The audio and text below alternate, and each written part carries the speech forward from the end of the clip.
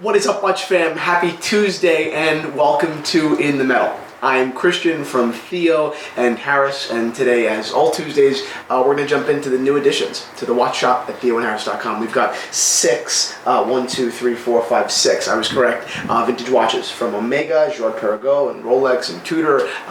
It's a lot of fun. I'm really enjoying the selection from this week. It's staple stuff, but then it gets a little bit eclectic and kind of oddball. So we're going to have a lot of fun. Let's get into it.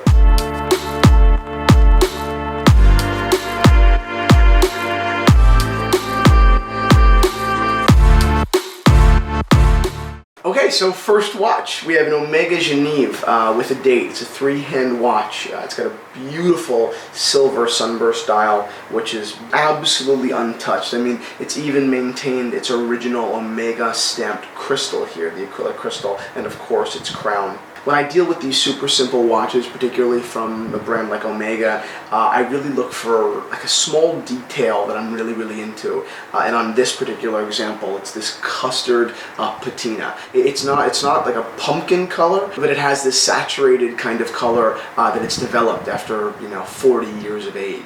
Actually more than 40, considering this watch was manufactured in 1961, which is just kind of incredible. So it's no surprise that I absolutely love this watch. But next we have something in a similar vein, but something that I think is very interesting. A very interesting market right now. Perrigo. It's got a very clean, almost eggshell dial. It's not sunburst, it's matte. Beautiful in large sub-seconds. An Explorer dial, matching patina all around, and these incredibly large and just beautiful, and I want to say just bodied alpha hands. I love this watch, and to me the value that it represents is very clear. If this watch was stamped Omega, it would be worth a lot more money than it is. This watch falling under $1,000 because of the hand, the configuration. This would be a very rare and desirable piece from a different brand. But at the same time, GP is no slouch. I mean, these are desirable watches, but for some reason, these vintage dress sub-market within that brand is just kind of lagging. And for no real reason, just people haven't realized their value yet. So this is a watch that I'm very much so aggressive on right now. Next, my favorite, the watch that I just couldn't live without, Rolex Datejust Reference 1601. What's so special about this one, and if you're in the Datejust world, you will realize this very quickly when you look at it, it's a Wideboy. So for those of you who don't know, the name Wideboy refers to the fat indices and hands on this watch. If you put this next to a regular, just standard stick Datejust, you'll be able to tell the difference very clearly. This is a luminous model as well. You can tell in the hands and on the lume plots behind each hour indice. This is a rare watch. There's no doubt about it. Is it better looking or worse looking than a standard Datejust? No, it's all subjective, but the rarity and the desirability is undeniable.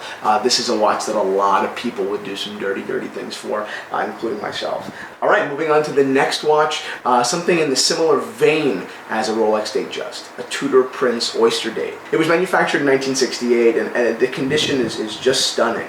The dial has just never been negatively affected by the elements, which is a rare thing, but I suppose if you think about it, right, take a step back, why did someone buy this watch? Probably to really kind of cherish it. Of course, some people bought expensive watches and wore them every day because they wanted to, but many people who were buying Rolexes and Tudors, this was a big moment for them. And they weren't going to wear that watch, every day. They weren't going to wear that watch to work every day. These were special pieces that were most often, worn for a wedding or for a graduation or for a big event. So, although it is hard to believe that this watch is from '68, it is very easy to believe if you understand the context or the purpose that the watch served. And I just think that that's so charming. Next, we have a Jules Juergens, a watch that is very unknown and not very well understood in the vintage watch world. What caught my eye about it wasn't even the name or the brand or the history that goes along with it, but just the aesthetic. This almost cornes-de-vache lug going on is stunning. This looks just like a watch that would have been manufactured by Vacheron Constantin or Patek Philippe in the late 50s. So to me, that immediately caught me. Once I started learning about the brand, however, I found their incredible historical kind of, like legacy, and a legacy all the way dating back to the 1700s of excellence. To my understanding, these Jules Juergens watches have been in the collections of some of the most, well admired and respected collectors ever. Graves, for example, these are Patek Philippe collectors, the most famous in the world, and they gave a brand like this the time of day. So although we may not understand or so typically hold the knowledge of this brand is so great, I think it is very special to know that. Even if you're not going to get the recognition for it on the street, it is still cool for you to know that what is on your wrist is important, even in a not very inexpensive, but in an affordable way. Okay, moving on to a watch that I am extremely excited to share with you geeks. It dates 1969. It's a reference 1002 Rolex Oyster Perpetual, no date, with its original oyster bracelet. This watch is blue, or was originally blue, but it has turned to two things. One, almost like a base indigo, as opposed to a blue, and two, tropical. Sun and humidity mostly. The elements, sun and humidity, have affected this watch. They've turned it to this almost rusty dial color that is absolutely impossible to replicate. This watch is objectively one of a kind, and I think that is extremely special. Further, even if it didn't have that crazy beautiful dial, the watch is perfectly proportioned. I love the absence of the date. I'm a date just fanatic, but I respect this watch in a much different way. But I respect and admire the elegance of this watch in a much different way. I love the smooth bezel, something you don't find all too often on Datejust, but on these Oyster Perpetuals you do. The bracelet's a little bit big on me right now, but I think it's just incredibly sleek, and even at 34 millimeters, it has beef. It has legitimate size, and I think that's something that people most often kind of overlook.